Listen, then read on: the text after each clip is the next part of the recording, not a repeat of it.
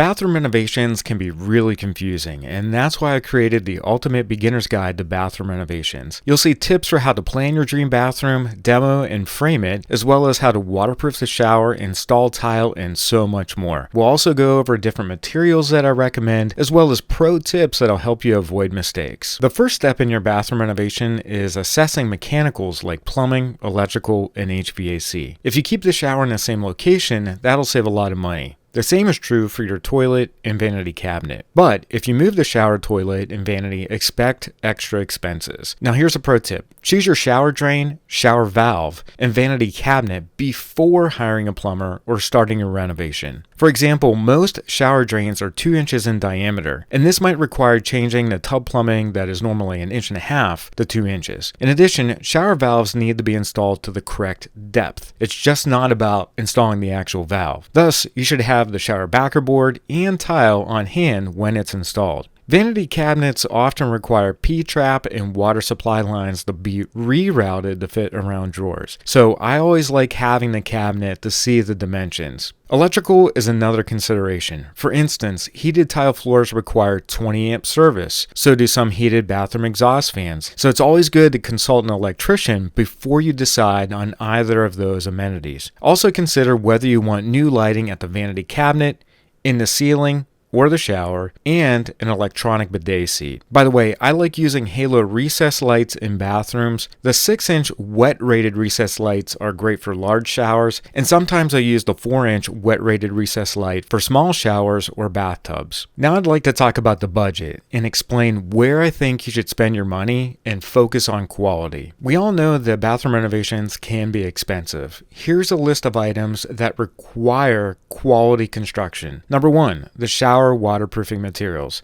Number 2, your shower valve and shower valve trim. Number 3, shower tile and bathroom floor tile. And number 4, bathroom vanity cabinets. I recommend that you focus on quality when it comes to these materials because after all, if you have a water leak in your shower or your shower valve breaks because it's a knockoff from Amazon, that can create a water leak that's more expensive to fix than the actual shower valve cost to install. So what is the cost of these 4 categories? For shower waterproofing, it has a wide range, and this is highly controversial. But if I were you, I would budget between $800 and $1,500 for the waterproofing. The reason for the range is it depends. You might be installing a small shower, or you might be installing a huge master bathroom shower. For shower valves and the shower valve trim, I would budget anywhere from $500 to $1,000. It could be even more depending on the finishes that you get. But in a prior video, I shared why I like Delta and how it can help you stay on budget but yet give you a quality valve that'll work for a very long time. How about shower tile and bathroom floor tile? Again, this depends on the square footage of the walls and the floor, but I would budget anywhere from $500 to a few $1,000s on up,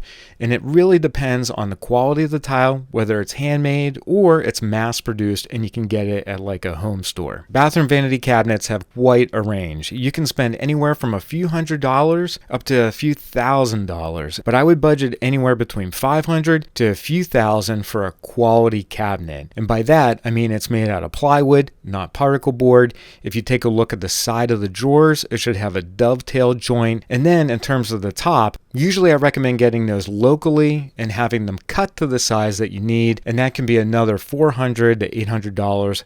Depending on the material and the size of the vanity cabinet. When you total up this cost, it's anywhere from $2,000 up to $7,000, $8,000. It just really depends on the size of the bathroom. So you really want to refine this, and that's why I gave you the ranges so that you have a rough idea, a ballpark figure that is, of what it's going to be. The next question after you solve your budget problem is to figure out how to start your project. What steps do you take to begin? The first step is to turn the water off to the house, drain the system, and start your demo work. If you don't do this, there could be a catastrophe if you hit a water line. Here's how I approach my demo work. The first thing I do is remove the toilet and the vanity cabinet to make room. Then I remove the shower walls and the shower floor or tub. From there, I remove the main bathroom floor tile and do a substrate inspection. If the plywood looks bad, or the floor is really unlevel, I'll actually remove the plywood to inspect the floor joists. Now here's a huge tip. Bathrooms need solid framing to work properly. For example, when it comes to tile work, all the tile work for a bathroom floor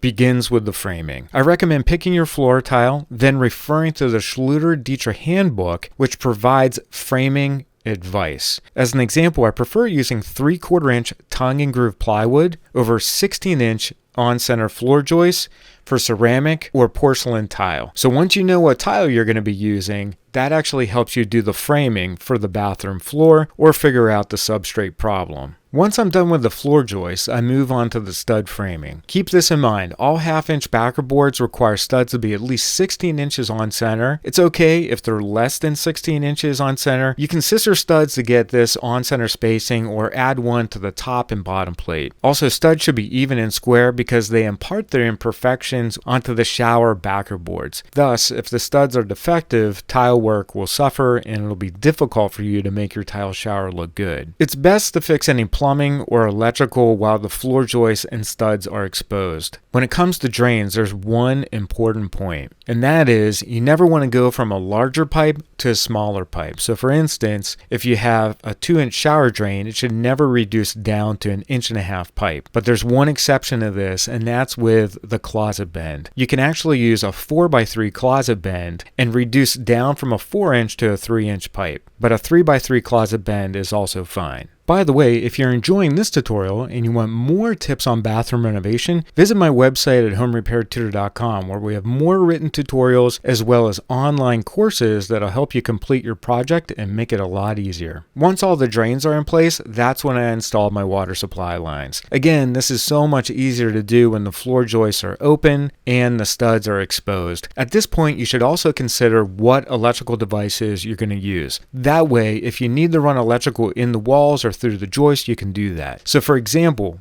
how many shower recess lights are you going to use? What kind of bathroom exhaust fan are you going to install? Are you going to have vanity cabinet lights? Where do you want to place your GFCI outlets? Also, do you want a heated floor? Because if you do, you might have to run an extra circuit for that. So remember, it's always good to do your plumbing and your electrical before you put your plywood down and close up the walls. Once the mechanicals are completed, that's when I start to do my work on the shower. If you've seen my other videos, you know I'm a big fan of Schluter, and that's what I use exclusively. Now here's the reason why. They've been around for 50 years, they offer quality products made in the US, Canada, or Germany, and they also promote the trade education component that I feel is missing from other companies. Schluter's fleece and thin set mortar system is commonly misunderstood, so I'll do my best to explain it from a molecular level. The first step to waterproofing Schluter showers is to apply thin set mortar to the fleece, for example on the Curdy board or Curdy tray. I mix Schluter all set to the membrane consistency for this step, that's really important. Then I trowel the mortar on with a Curdy trowel. The trowel is critical because it provides the right dimensions for the mortar. Now here's where the magic happens. Once the thin set is on the wall or the floor, I then apply another layer of fleece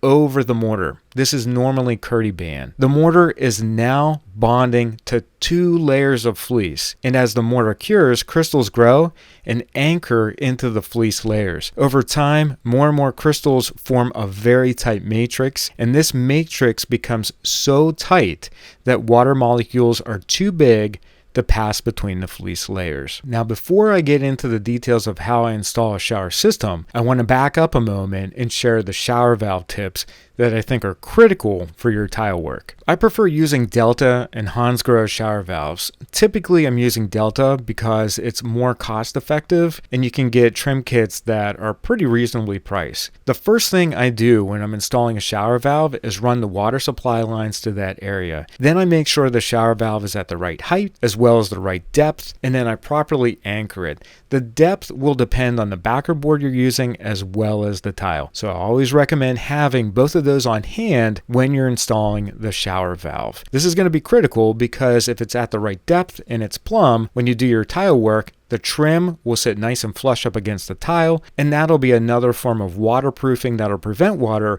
from getting into the stud bay. So you always want to make sure that you install the shower valve correctly before you move on with your waterproofing. Now here's the step-by-step procedure I use to install a shower system. I add the shower wall backer board first. So I make sure that all my studs are plumb, even, 16 inches on center. Then I add my backer board. I waterproof the walls next, And then I install the Curdy drain. The reason why I install the drain, and you can definitely do this, is it has to be level to work properly. So I like installing the Curdy drain next if I don't have access from down below. Then I'll set the shower pan, followed by the curb, and then I'll waterproof the pan and curb connections. Once I'm done waterproofing the shower, I'll install the waterproofing outside. Normally I'm using DITRA. Right now, DITRA peel and stick is one of my favorite options because this goes down right over the plywood or the concrete. You don't need to use thin set mortar. You just stick it down and you're good to go. I do recommend priming the floor first though, because it makes that bond so much stronger. You don't necessarily have to do that. It's an extra step that I feel is important to understand, especially though if you have contaminants on the floor like paints or residue from another floor installation. Once I'm done installing the DITRA, I'll waterproof it up against the shower curb, and sometimes I'll waterproof it up against the walls. That's especially important if you have a curbless shower. Once the shower is waterproofed and has sat for 24 to 48 hours, I flood test it. Really simple. I put a plug in the drain, like an Oodie gripper plug, and I fill up the entire shower pan with water.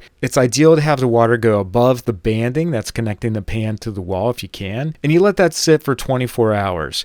You come back, you make sure that the water hasn't gone down any, and if that's the case, you pass the flood test and you can move on with the tile work. The big question I get with the tile work is, what is the sequence that you use to get that done? Here's how I build my tile showers. The first step is to tile the shower floor. So I put my mosaics, for example, on the floor, and I leave an 1/8 inch expansion joint between those tiles and the wall. Then I set my tile on the main shower wall. I complete that. And then I tile the side walls. So normally there are 2 for most showers. Then I tackle the curb, and then I put the solid curb top or bench top in place. Once that tile is cured for 24 hours, I'll grout the main shower floor, and then I'll do the wall tiles, and I'll seal any transitions between a change of plane using 100% silicone. Now you might be wondering, when do I tile the main bathroom floor? Well, sometimes I do this before the shower and sometimes I do it after. It doesn't really matter when you do the tile work of the floor if you've waterproofed everything, because water's not going to get back behind the waterproofing and create any issues. So in some instances, I'll set all the shower wall tile, then I'll do the floor tile, and I'll seal those transitions again using 100% silicone. Once that tile is set up, I'll grout it, and then we're done with all the tile work. The final steps of any bathroom installation, at least for me, are to install the vanity cabinet and the toilet, and then all the electrical devices. Now, one big tip that I wanted to give you is you always want the toilet closet flange to be at least even or a little bit higher than your finished floor. If that's not the case, you could have a water leak,